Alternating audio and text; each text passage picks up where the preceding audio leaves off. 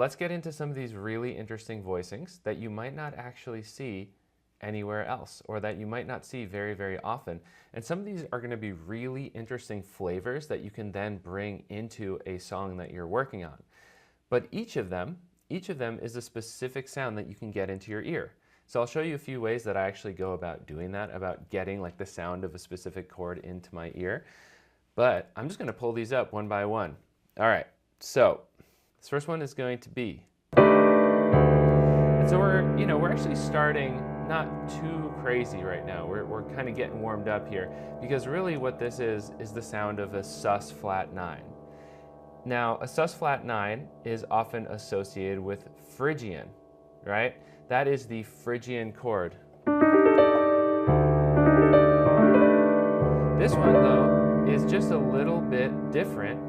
Now, here's the thing about Chordy. Chordy gets this stuff wrong a lot because these are actually really interesting chords. And Chordy is the software I'm using on screen. So a chord like this, you're not going to see so typically written. So what we're actually going to call this is a D6 sus flat 9. So let's actually look at like what these notes would be. So this would be our 1, right? Sorry. So we have 1, and then the next note is 1 flat 9. Then we have 5, 1 again. This right here, this is a 4, right? That's why it's called a sus chord. And then right here is the 6. Now you'll notice one thing that we don't have is a 7, right? And when we don't have a 7, that's when we can call something a 6. If we have a 7, then this is going to be some kind of a 7 chord, not a 6 chord. So this is just a really interesting sound.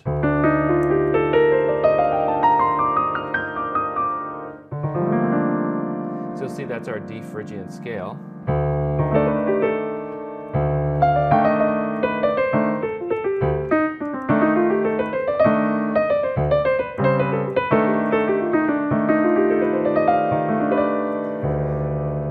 Chord number 1. Before we move on to any other chords, let's actually talk about how are we going to get this truly into our ears, because it's one fun thing for me to show you a voicing here and be like, here's a cool chord, now do stuff with it. You know what I mean? But it's another thing entirely to really be able to hear this chord. So what I like to do every single time I'm learning a voicing is actually an ear training set of exercises that you can actually do completely by yourself. So let me show this to you in just one second here. So what we're going to do is we're going to do 1, and we're going to start from the 1, and then we're going to literally sing the next note and see if we can actually find it by ear. So here's what we do. I'm going to sing the 1, and now I'm going to try to actually sing the next note in the voicing. So just to show you again, this is our voicing, right? You can look at it as a rootless, and there's the 1. So the first question is, can you hear that flat 9? That's a tricky one to have as the second note. So one trick you might do is just be like, well, the flat 9 is the same as a flat 2, so I can just sing the note a half step above. So 1 flat 2. I mean, technically it's a flat 9, right? 1 flat 9. And then can I get this up an octave? Flat 9. 1 flat 9. All right. And then you check yourself. Check against the note. Now, just for the record, if you're not great at singing, that's not the most important thing. But what you do have to be super serious about is, can you actually hear the note in your head? And I think that most of us, we know the answer to that. Are you clearly hearing what that note is in your head? Can you clearly sing it? Singing it is a bonus. You don't have to necessarily sing it, but you got to make sure you really hear it. So 1 flat 9. And then I'm going to go down an octave here just as I sing. 5, 1, 4. It's weird to switch the octaves sometimes. 6, 1 again. And then can we do it down? 1, 1, 6, 4, 1. Oh, here's a tricky one. 5, flat 9. Lucky I haven't spoken that much today. I was able to hit that note down there. So that's kind of step one. Step two to the ear training here with voicings, which is really, really important and interesting, is the following. So can you actually sing them in a different order? So that was singing them in the order of the chord itself. Can you actually do 1, 11, sorry, actually 4 in this case. 1, 4, 1, flat 9, 1, 5, right? So being able to actually then go 1 to each note. And this is basically a great way of ear training completely by yourself. You don't even need an app for it. And you're basically doing intervallic ear training. And then you're singing up the actual chord. And on top of that, you're training your knowledge of the degrees, right? By singing these numbers, you're getting those relationships in your ears and you're getting the actual degrees in your ears. And by the way, as I think of it, I should let you all know my Jazz Piano Evolutions course is opening tomorrow, as well as my Jazz Piano Secrets course. And there's going to be an awesome deal for both of them too. And ear training is one of the biggest parts of what I do. So if y'all are interested in any courses, I'm going to be doing live streams like this every week with the courses for this opening. So be sure to check those out. Actually, let me put the link in the description. And this is where the wait list is. Awesome. Cool. So that is voicing number 1. It's a really fun one, really interesting one, and actually less weird than some of the other ones we're going to do here. So let's keep going. All right.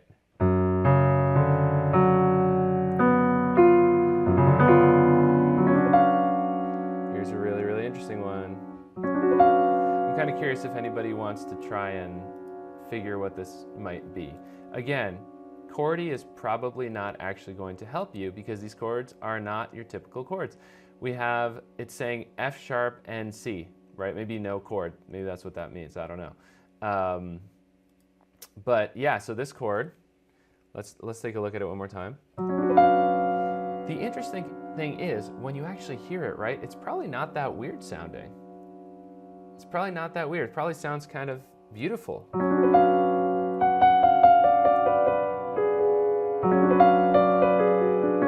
For me, it's kind of got this like, it's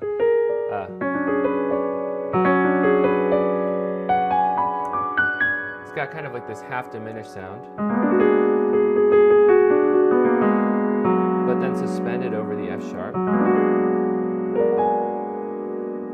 Really pretty chord. All right, so here's what I'm going to call this. I'm going to call this F sharp major 7 sus flat 13. Okay? But there are other things we could call it. So for my philosophy when we do this is call a chord like this whatever you think makes a combination of the most functional sense, but then also is going to be the easiest for you to actually, you know, understand what it is to play it again. So like, for example, the sound is very similar to if we said like A flat half diminished over F sharp. But we have some other notes in here, like for example this C sharp. So the C sharp and the F are the two notes that don't normally fit into this half diminished sound, right?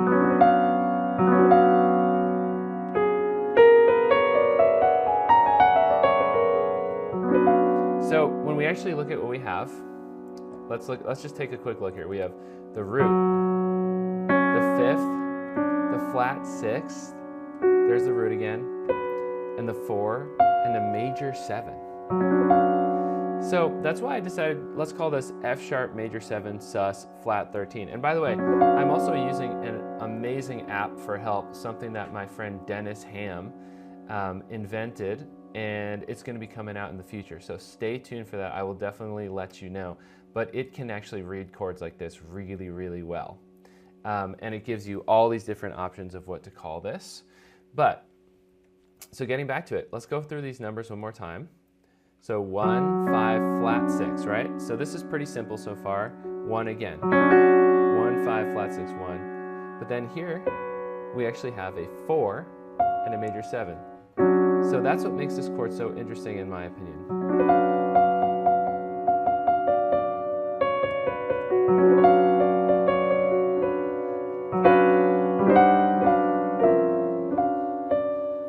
Super, super beautiful. right? So another thing we could call this would be maybe D major, 1, 2, 3. We have an F sharp, we have a, let's see, we have, so that's the 3. Do we have the 7? Yes, we do. We have a C sharp. So if we were calling this a D major chord, we actually do have 1, 3, major 7, right? So that's really, really interesting. So D major 7 over F sharp with a sharp 9. But then we also have, the 6. So if it's a D major 7, that's actually going to be a 13. So what we could call this is D major 13 sharp 9. So check that out. That's what it sounds like over D. That's also a really cool chord, just as a D major 13 sharp 9. We just discovered another one just by, what James said, and keeping this as a basically rootless voicing. But if we put the F sharp in the bottom, then it can be D major 13 sharp 9 over F sharp. So, these are these moments that I find super intriguing because it actually could be either, right? And to some degree, the choice is up to you. Do you hear it more as an F sharp sus flat 13, or do you hear it more as a D major 13 sharp 9 over F sharp? Because we almost never see these chords actually written out, particularly in jazz, there is some level of subjectivity here.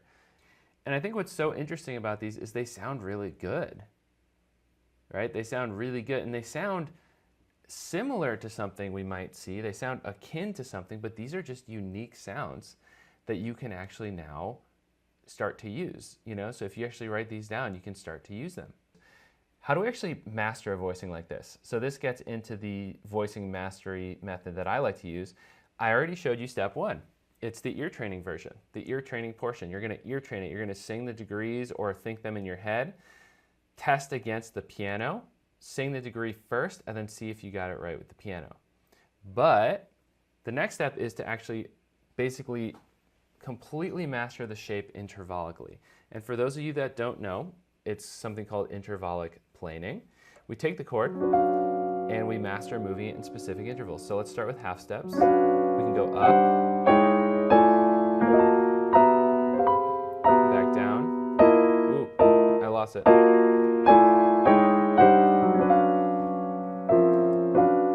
And so as we do that, we really start to get the shape in our hand. Can we go in whole steps?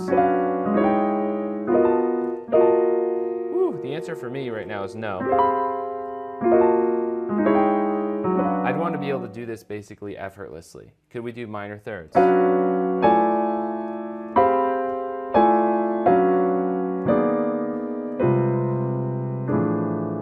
And you can see how fascinating this is. So that's step 2 in the voicing mastery system. Frankly, if you do just those 2 steps, you've already gone a really, really long way. Michael, did you mean spell it bottom to top once more? Okay, yeah. So I'm going to call this, as I spell it bottom to top, I'm going to call it, I can do it both ways. So if we look at it as the F sharp major 7 sus flat 13, it's a mouthful, 1, 5, flat 6, 1, 4, that's the suspended 4, major 7. If we look at this as a D major 7, then we actually have 3, 7, 1, 3, 13, sharp 9.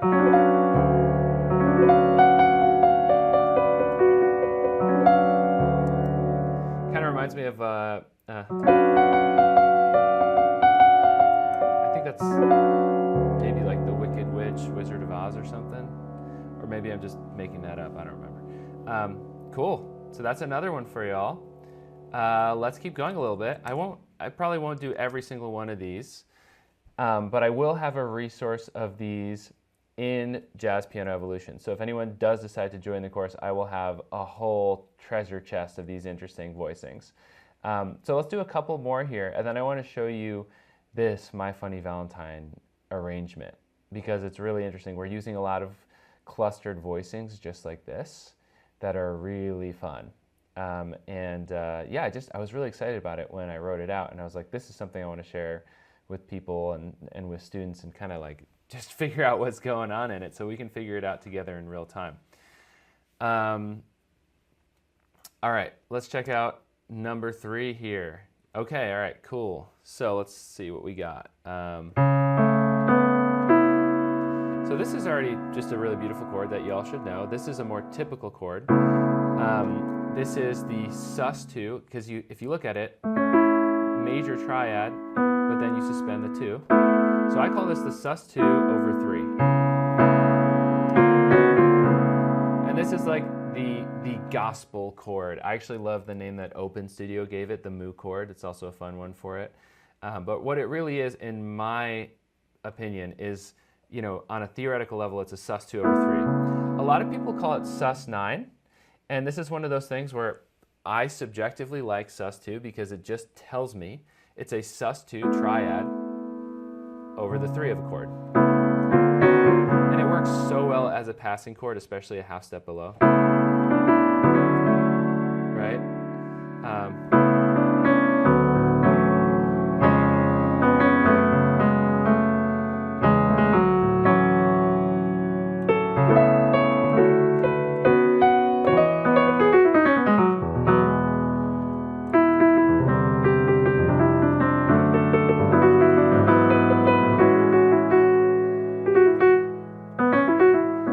So, yeah, it's a really beautiful one, but that's just the start of this crazy chord I'm about to show you.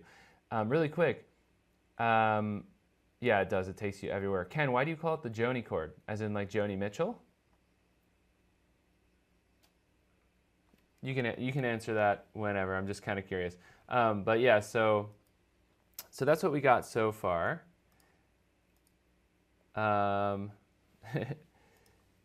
All right, so let's take a look here. So here's what we have so far. This is only the bottom. So I was like, what if we add some more notes? So already this is getting really pretty, but check this out. Woo! So beautiful, right?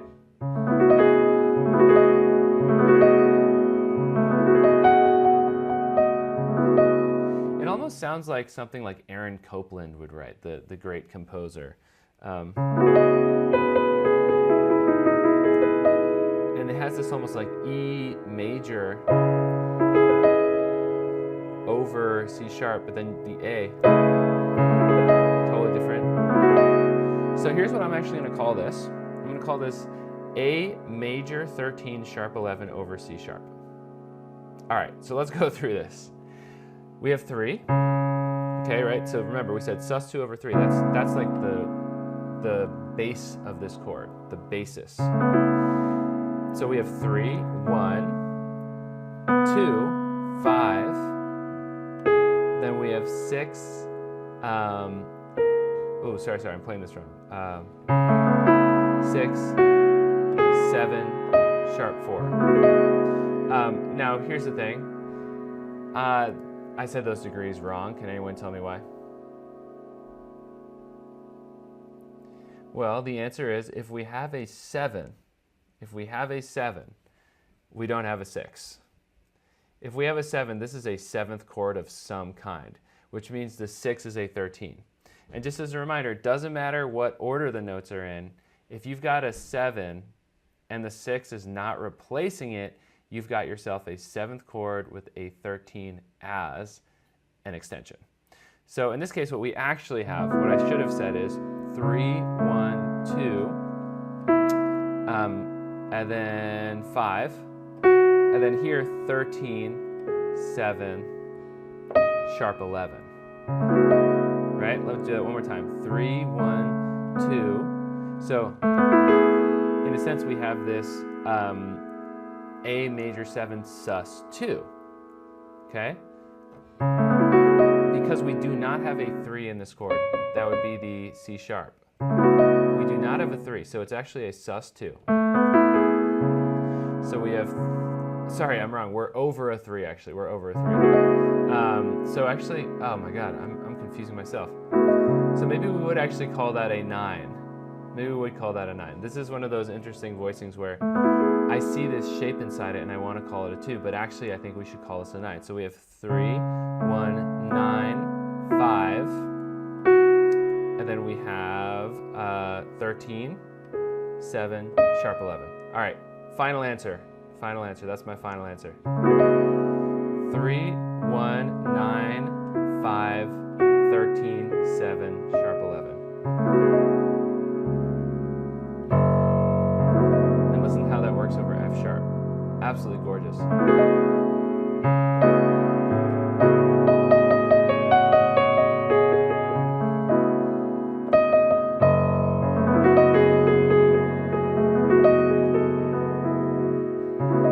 Just a gorgeous voicing, right? Just gorgeous. Yeah, I love that one. That's probably one of my favorites, actually, of the whole bunch that I was going to show you all today. So let's see how, in terms of time, I'm planning this for about an hour. I actually have about 10 more of these. But for now, I want to transition to this My Funny Valentine arrangement because I think this is really, really fun. So I originally wrote this for one of the, really quick, the name of that last one would have been A major 13, sharp 11 over C sharp. So let me write that. I never wrote it. Major 13, sharp 11 over C sharp. There we go. It's a beauty. So yeah, let's get to My Funny Valentine here. So now I'm going to share my screen and I'm going to show you this actual arrangement here. So again, I actually wrote this for one of our mentees who wanted some really interesting voicings for My Funny Valentine. And so I was like, you know what? Let's just go all the way with this. Let's just come up with the most interesting voicings ever. And if anyone's wondering what is a mentee, that's someone who works with me personally. I have a program called the mentorship program, but basically anyone who comes in there is kind of like, I consider you like a protege. We exchange contact information, we can talk every day, and I only work with a few people at a time. That's something where I really try to take just a few people and just go really, really in depth. And that's why I have the mental capacity to be like writing out personalized arrangements for people in this program. So if anyone's interested, always feel free to get in touch. I'm always really interested in chatting with you to see if something like that would be a good fit. But let's take a look at this. Now, I will give you a quick warning. I don't know if I fixed all of the enharmonic spellings. Maybe I did. But also Mike, one of the awesome teachers at the Neo Jazz Academy, went through this too, and he's amazing. So he probably fixed some of it as well. So let's take a look here and see what we've actually got. So I haven't actually gone through and decided on the final names of some of these chords. But so for those of you that don't know this tune,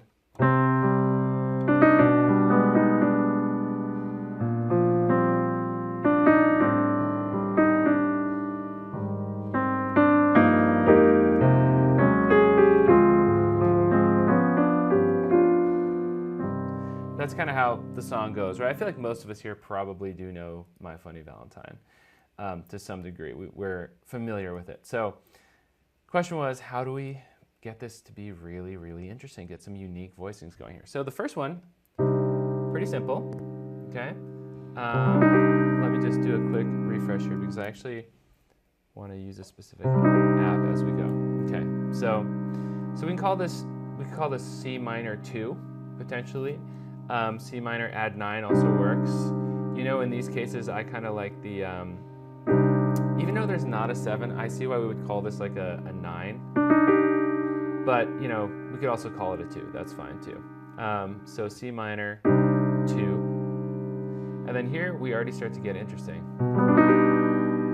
Okay, so this could be G7 flat 13 over B.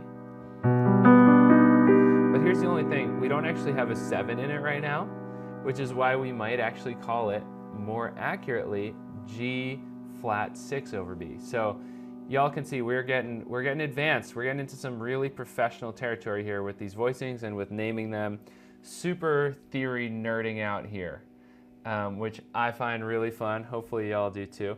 But at the end of the day, what we're really doing is C minor, this kind of over B walk down, and I just added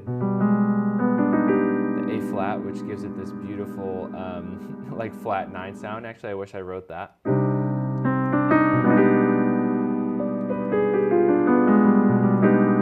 And then here we go. Here's another one of my favorite shapes. So this is, I would say, E flat major 7 over B flat. Mike actually wrote these chords. He nailed it. Did such a good job. I wrote the voicings, Mike wrote the chord symbols. So here's just a simple, right now we got back to super simple home chord. Everybody knows this. 1, flat 7, flat 3, flat 5. Our A half diminished 7. So let's look again.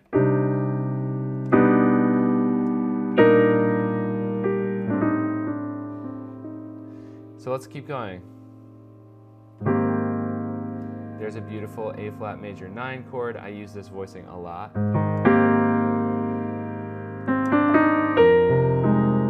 And there's another absolute beauty. You know, I just realized I'm not looking at the chat. Let me pull the chat up. Once I started sharing screen, I stopped looking at the chat. There we go.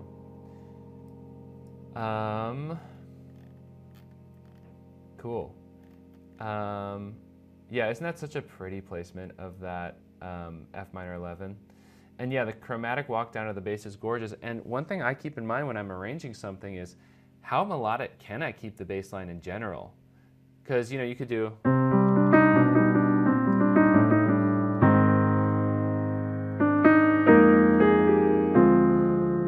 Actually, you know what? Scratch what I just said. We'll come back to that. Because I did not just give a good example, and I realized in the moment of teaching, I'm not about to give a good example. It's like when you're about to tell a joke and you're just like, maybe, you know what? I'm gonna hold my tongue on this one. But yeah, that F minor 11, it's a pretty, but you can always roll it. So even if it's a stretch, honestly, it sounds so great rolled up or down. So. And you'll notice I added a little passing chord, a passing chord you should recognize. Right there. It's our sus2 over 3.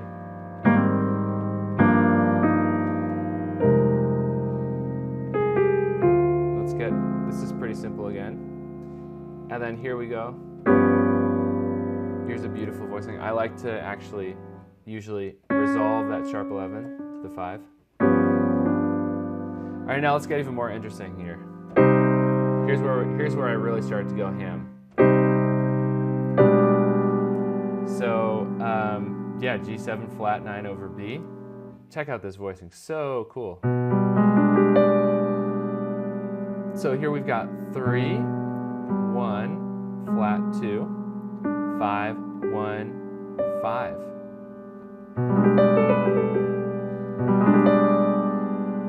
Such a cool voicing. That cluster, like this is, you know, this is like how I would arrange it myself, you know? Check this out. This is kind of crazy. This is like, I was like, you know when you have one of those moments and you're like, yeah, I'm proud of that one. I don't know if it sounds that interesting to you guys, but what I'm actually doing, it's a voicing where I need to jump my pinky up. So we're actually getting this gorgeous like octave thing on the top.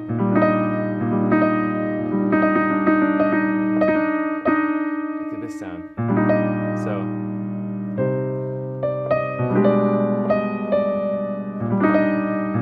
Let me do that one more time better.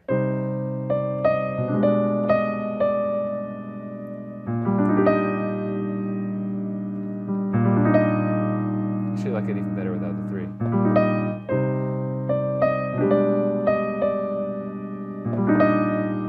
Okay, and then let's keep going. Check this out. Keeping the clusters in there, keeping those clusters. So I would call this A minor 11 flat 5, or like A half diminished 11 actually is a great name for it, right? 1, flat 7, 3, 11, flat 5, flat 3 again. Yeah, so I would actually just call this A half diminished 11. Or you could call it A minor 11 flat 5, either one. I love putting the cluster there though. And then let's get our A flat major. Kind of more classic A flat 6/9 voicing. 1, 5, 9, 3, 6, 9 again. Now remember, if I added the 7, now it's an A flat major 13, because now it's actually built on an A flat major 7 chord. But if we don't have the 7, it's a 6. All right, where were we? Okay, let's see what we did here. We did that Kenny Barron voicing again.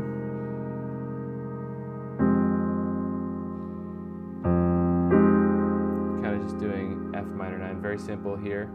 And this is also a simple one. It's like what we did with the G. A little similar. 1, flat 7, flat 9, 3, sharp 11.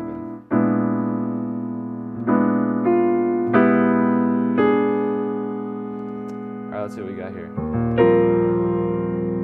There's like a classic, beautiful chord, just a jazz classic right there. And you'll notice I can't reach a 10th with the black keys like this, so I gotta roll it. And I'm actually catching these two with my thumb.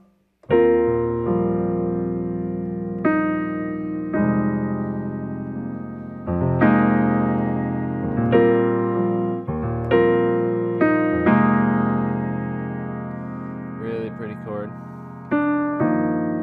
There we go.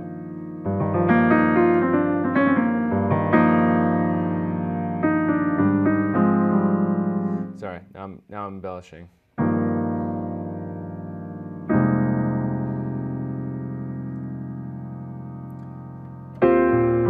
Another classic chord. So now we're at bar 55, the E flat, 6/9 there.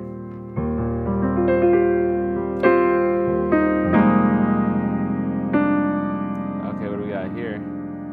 Woo, love that. What a pretty chord, right? I'm such a sucker for these like major over 3 sounds. So what we really have is just E flat major 7 over 3, but then I'm kind of changing it, and E flat major 9 over 3, but I'm like clustering up here. So pretty.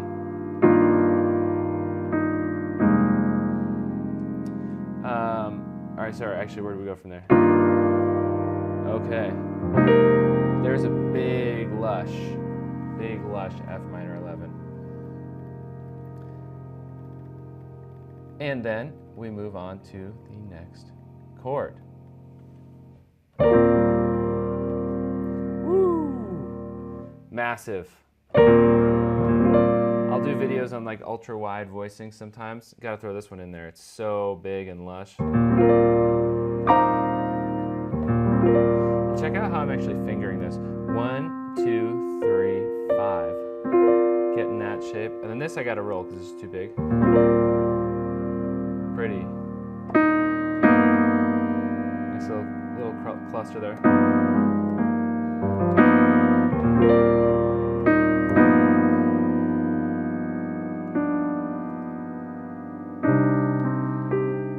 Kind of going back to a pretty simple C minor chord, I might actually just do, if I'm doing the melody.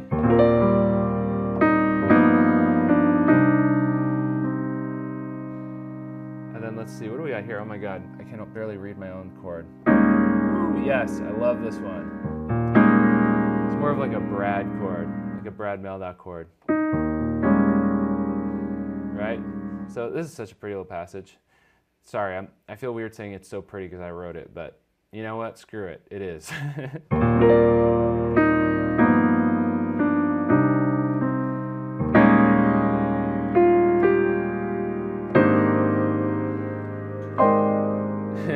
Right? 1, 5, 9, 3, sharp 11, 5, major 7, 3. So lush as well. Let's listen to that passage again.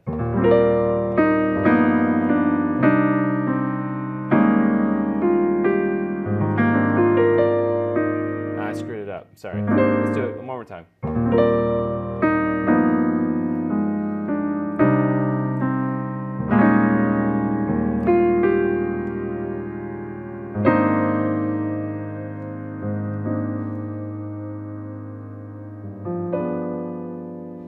And then we just kind of... Also, another little note here for piano arrangements. Check out the dynamics, right? If we just kind of, something I'll see a lot of students do is just kind of smash stuff. No problem if you gotta go. Thanks so much for being here. Let me, yeah, no worries. I'm gonna do this again, this passage. So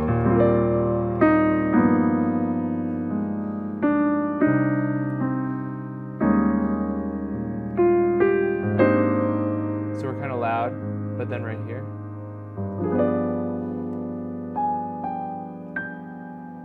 Maybe a little Chopin-esque or something. And then we get back to the top. That's such a pretty chord. That's also, this is kind of a Bill Evans-y chord, I think. And then here we're gonna get really crazy.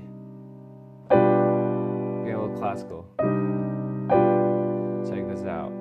This is just G7 over B, right?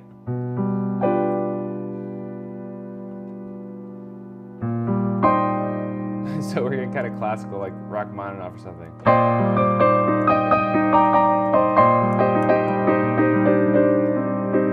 So let's go back to C, big part C.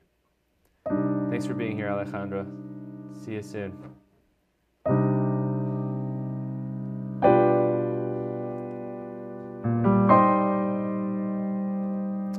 What did I do here? Oh my gosh.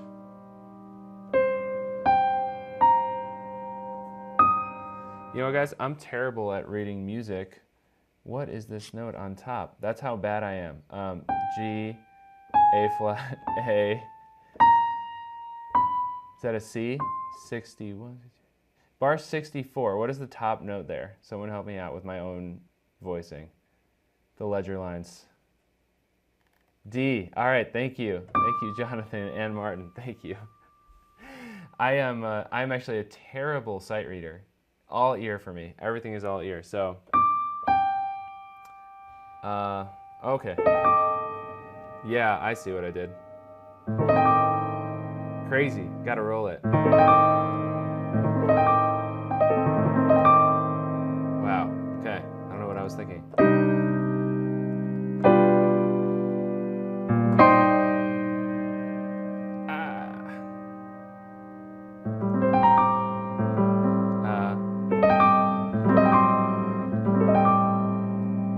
Change there.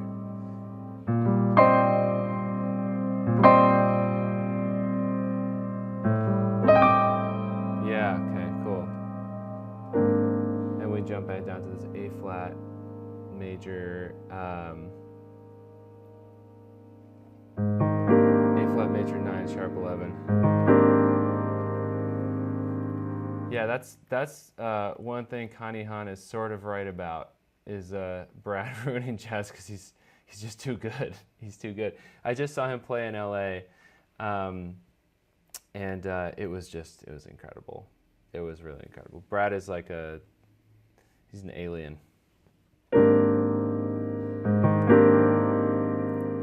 All right, so let's see, what am I doing? That's a really nice half diminished voicing. Y'all definitely put that one in the arsenal.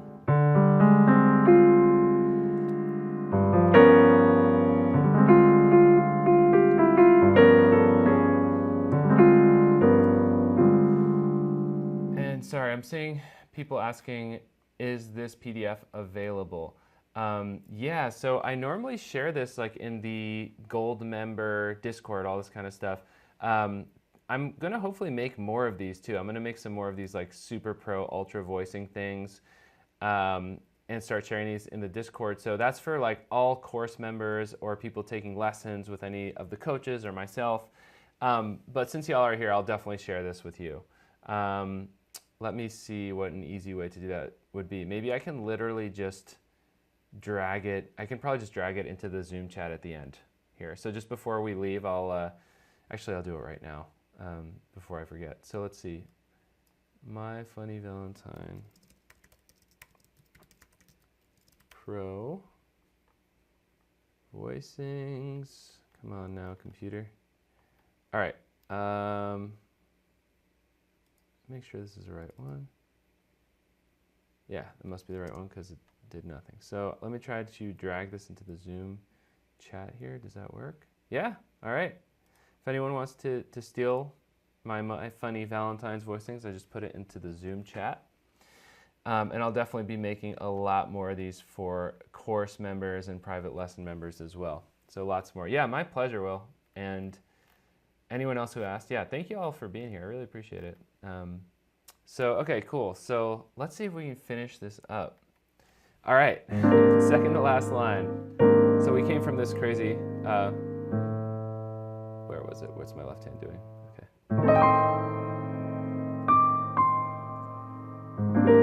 We go back down here. I think it's another nice moment to kind of be quiet. We have the sharp 11. Yeah, I love these. This is really, really pretty. Yeah. Thank you, Suzanne. I appreciate that. But this is right here. Just if you took nothing else, just this minor 2/5 right here. It's so pretty, right?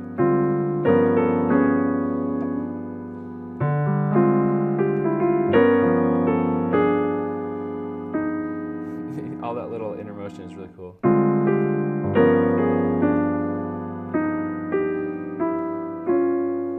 All right, just having a little fun there.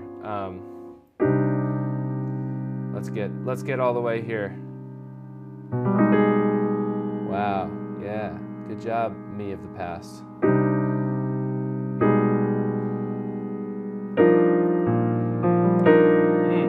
I'm loving it. I don't remember what I did, so it's like kind of like hearing it for the first time. It's like someone else wrote it. Okay. Oh, actually, we did. All right. Yeah. So I actually wrote it more simply like this, but I'm going to change it to this. So this is secret sauce just for you who are watching this right now. Making it like a B flat minor 13 here, but with the G added. That's like really nice. Up an octave, and then let's look at this A13 flat 5 that I did here. What am I doing wrong? Cool.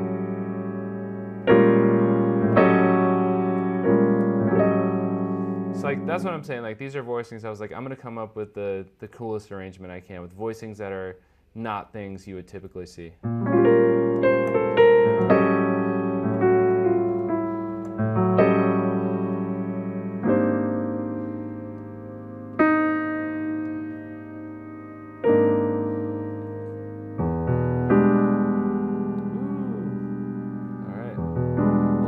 Up there.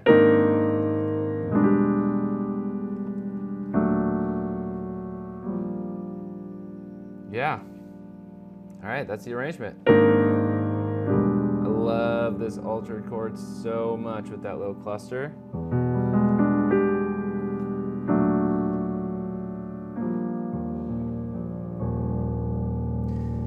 And there we have it. All of my crazy Pro Ultra voicings. So yeah, that's what I wanted to show you. Obviously there's just always more. There's always more arrangements like this. Yeah, absolutely. The Misty chord, right? The diminished major 7, resolve like that. So yeah, yeah, there's, you know, I had a whole folder of like at least another 10 interesting voicings. And this chart right here just has so much interesting stuff. Yeah, it's too much. Like, I have to practice it myself. You know, I need to go practice this My Funny Valentine arrangement for myself so I can actually really play it and internalize all these voicings I came up with. But yeah, Are there any questions before we kind of start to wrap up here? Does anybody have any specific questions about stuff we talked about, or questions about my courses, which are opening to waitlisters tomorrow for the first time in 6 months? Thank you all very much. That's awesome to hear, Sarah. Yeah, definitely keep up the good work. So glad you enjoyed it. Yes, Drew, this is being recorded. Super understandable. I will probably, I don't know. I'm thinking about maybe, I'll see how the quality came out. Maybe I'll post it to YouTube. But regardless, I will definitely share this with all of you who were here. I'll probably just send out an email like, hey, here's the replay link. It'll either be a public or probably unlisted link on YouTube potentially. Thanks, Federico. Yeah, I love doing the Jazz Lab interviews. So much fun. Actually, a interview is coming out tomorrow alongside my course releases. So that's going to be with Telemachus, one of my new friends in LA. He's absolutely incredible. He works with some incredible artists. So be sure to check out YouTube tomorrow for the Telemachus episode. If you are interested in the courses, there's, of course, lots more good stuff like this within them. Actually, my Jazz Piano Secrets course is like a straight up kind of 0 to totally pro level jazz improvisation, and also very based in like understanding non-functional modern harmony. It's a whole method you can really use for literally any song. And then my Jazz Piano Evolutions course, I'm super proud of because it gets into a lot of concepts that aren't taught super frequently, kind of like these voicings today, especially like with a good step-by-step methodology. So it's like things like improvising with 2 hands, things like taking textures from classical music and actually using them in jazz, how to master them. And then also dissonance. Like I developed a whole methodology that I still use for myself for how do you actually hear playing out, because playing out has just been this kind of ethereal thing, like, oh, like that's a cool outline, oh, playing out. Well, what's like a method we can actually use to like truly hear dissonance? So that's another thing you'll find in Jazz Piano Evolution. So yeah, again, if anyone's interested in those, they will be open tomorrow. I would say that for, I think Jazz Piano Evolutions is a bit more advanced, but the interesting thing is Jazz Piano Evolutions is gonna let you kind of take stuff you already know and just get way more out of it. It's methods that teach you how to get so much more out of your voicings. And then Jazz Piano Secrets, which is the course I did before it, it starts at a more like fundamental level, like what are 7th chords, but then it gets literally, it'll take you all the way to, you know, pentatonic improvisation and reharmonization. So if, you know, between the 2 courses, you kind of have like this full on method of getting from, you know, I would say like late beginner, early intermediate, all the way to like complete elite level jazz pianist. The only people I would not recommend those courses for are people who are like real beginners to the piano or have like literally never even played jazz in their lives. But, you know, frankly, if you are here and you understood any of this today, you're probably in the perfect position for either course, I would say. Will Brown, you said, unrelated to what we've talked about today, but I am going through the Harmony Magic book right now. Absolutely loving it. Could you recommend a similar book you have, but more focused on lines? Great question. Let me pull up my books really quick so I can remember. All right, Jazz Piano Concept / store. I would say for lines, oh yeah, definitely check out the sick modern jazz piano licks. I mean, there's some really cool stuff in there. Yeah, Bill, thank you. The Jazz Piano Improv Toolkit, it's 121 licks, all different styles, like really, really useful stuff. There's also some cool like improvisational stuff in the Neo Soul Improv Exercises PDF. That's a cool one. But yeah, the toolkit, the Jazz Piano Improv Toolkit, which you can find at neojazzacademy.com/121licks. That one is really, you know, it's literally 121, and thank you, Bill, for recommending. Dean, the Harmony Magic, which you can find, oh, sorry, I just sent that only to James. So here's the Improv Toolkit. Harmony Magic is that's a really fun one, actually. I'm very proud of that one. Harmony Magic is basically harmony exercises that are going to give you just some really beautiful progressions, and like they're actually built into exercises too, so it's not progressions you can only use one time. They're almost like passing chord progressions, things that you can really insert into your playing, regardless of the tune in many cases. A lot of 2-5-1 reharmonizations. Here's the link to Harmony Magic. I'm not sure if guide tones like specifically, but there is really good like voice leading throughout it. Like I definitely worked hard to make things have really lovely voice leading between the voicings. So it's not like jazz standards, it's more like the building blocks that you can use within standards. Probably some voicings kind of like the stuff we did today in there as well. But yeah, yeah, for sure. Yeah, that's pretty much it. So thank you all so much for being here. Really, really appreciate it. That was a lot of fun. Gave me an excuse to go through all these voicings and talk about all this stuff. Keep your eyes peeled tomorrow. If you're on the course waitlist, you will get an email tomorrow with a discount and early access, 24-hour early access to the courses. And tomorrow, also the Telemachus episode comes out. And to anyone who missed this, I will definitely make sure to put up a replay, depending on the quality, either on YouTube or just like a Dropbox where you all can just rewatch this. So I'll send out an email with that. You are all absolutely welcome. I appreciate your thanks too. It feels great to be appreciated.